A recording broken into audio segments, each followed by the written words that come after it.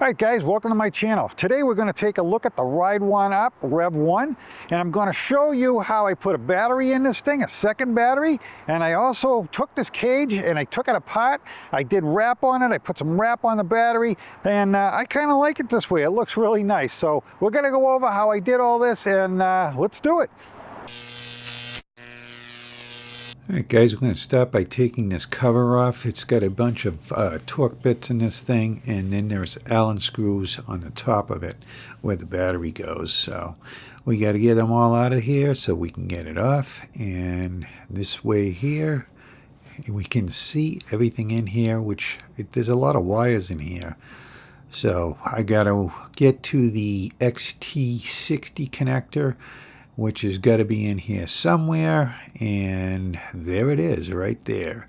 So this is where you need to put the battery balancer. So we're going to disconnect it so that we can put that balancer in there, and that's what I'm doing right now. And this is a 40 amp battery balancer that I got off of Amazon. So these things are readily available on Amazon. And I know they have them on the REVV-1 site too. You can get them from them also. At the time that I bought this, they did not have it in stock, so I ended up getting it from Amazon. So it's a matter of putting the wires in here and getting them all reconnected and everything. And I've got to add another cable that will end up going to the battery. So I'm going to place all this. There's the cable that's going to go to the battery right there. And I want to tie wrap everything down so it's nice and tight in there, so it's not rattling around, because I do not like it when stuff rattles around. So we're going to put a lot of tie wraps on this thing, and got to feed that cable because it's going into the cage. So I bought the cage that they sell, and we're going to be putting that thing on.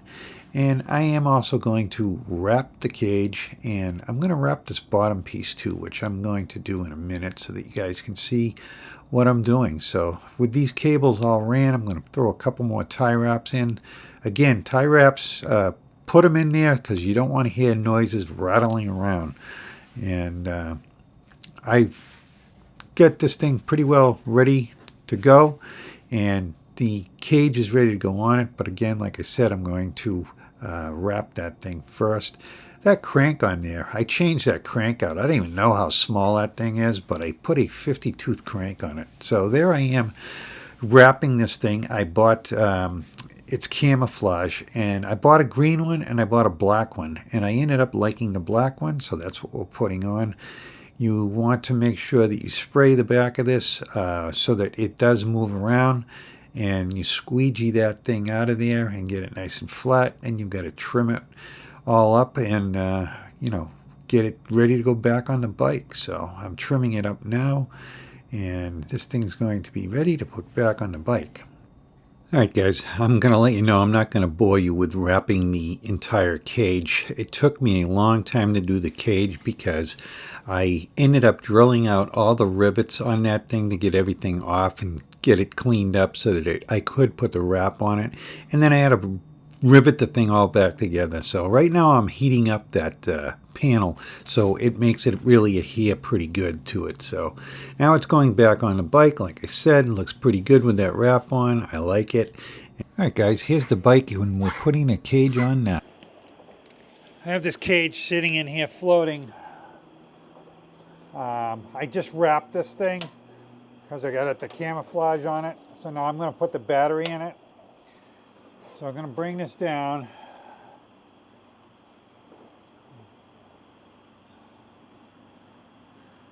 And I'm going to see which screws I could possibly put in here and still get the battery to work. Alright, first thing I got to do is I got to get this thing through the frame. So I'm going to just open it up a little bit by twisting a screwdriver in it to get it through. So that's through. And I know it has to be lifted up a little bit, so I'm going to stick some washers under it. Otherwise the battery won't slide in. So I think I'm going to put 1, 2, 3, 4, 5, 6, 7, 8,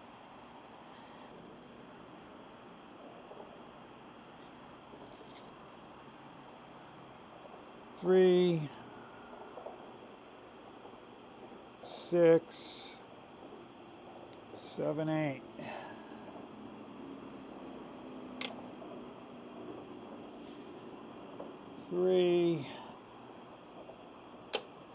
Yeah, you've got to stack all these washers just right and put them over the holes perfectly so that you can put the bolt through it when you put the slide on for the battery. And it's a pain, especially where the actual cage is not already screwed in, so the whole cage can move, the washers can move, and it's quite a little balancing act here. So just kind of shimmy that bolt back and forth to get it lined up, and then it dropped into the hole. And I've got to do another 3 of these things, and if I screw one up, I got to take it all apart again. But it does go rather well on this one, and I am able to get them in here. Again, you know, sliding it back and forth, getting it lined up, trying not to knock the whole thing all over the place.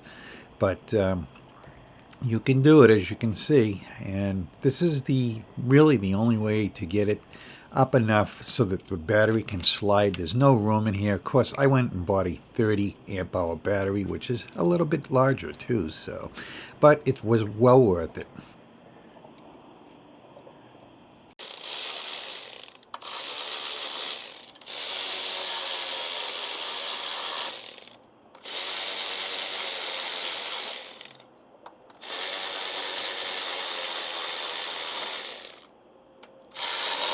So these are hex head bolts that I had to use. I could not find any Allen wrench ones, unfortunately, that would fit in here.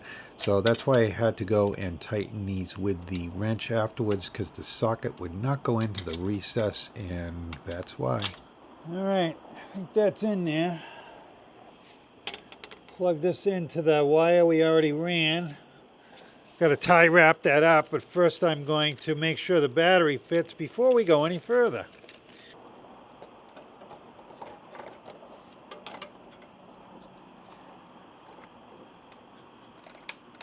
That's it, guys. It's in there. By raising it up that a little bit there, gives us the room to put that battery in, lock it in, and still take it back out. So, and it's a nice clean install here, and away it goes. So that's done. I've got to wire tie it, but I'm going to put these up. These locks turn here. So we got to add some tie wraps to it, and this battery install is done. So, all right, guys, that's one 30 amp hour battery installed. I have some decals to put on here to make this thing finalized. When I started working on e-bikes, I went out and bought myself a vinyl cutting machine so I can make up all this lettering. And, you know, I've done different ones. I've done my own logo and stuff like that for some of the bikes. And it, you know, they're fun. The machine, I think, was a couple $100, and I've done a lot of labels and have done a lot of labels for other people too, because they'll want me to make them up a label.